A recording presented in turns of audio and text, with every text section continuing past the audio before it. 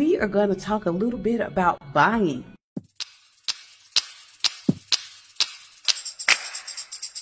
Hello, Tami Goodwin here, and we are going to talk a little bit about buying and some things that you have to do when you're deciding whether you want to purchase a house or not. The first thing you need to do is you have to make sure you pre-qualify to purchase a house. So that means that you're going to have to speak to a lender. The lender is going to require some things for you. They're going to require, one, if you are working for a company, they're going to want your W-2s from the previous year and the year before that. Next, they're going to need 1 month of your pay stubs. The next thing they're going to need is they're going to need your bank statements, and they're going to need your bank statements for the last 2 months. Then they're going to need, if you have any investments or if you have a 401k, they're going to need that documentation. So you're going to get all of that documentation together and you're going to send it to your lender. And this is what the lender is going to do. They're going to take all the information down that they need. What happens is you receive a link.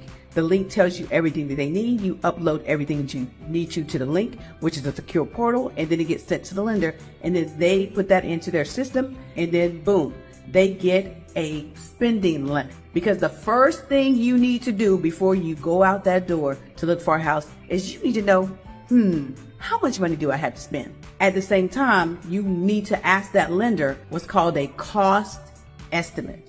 And the cost estimate is important because it's going to show you, one, what your monthly payment is going to be. Now, these are the things that's going to be on there: your principal, your interest, your taxes, your insurance, and most likely you're going to have PMI if you have a conventional loan, or you're going to have MIP if you have an FHA loan. But after you did all of that way you're going to see what your full monthly mortgage is going to look like.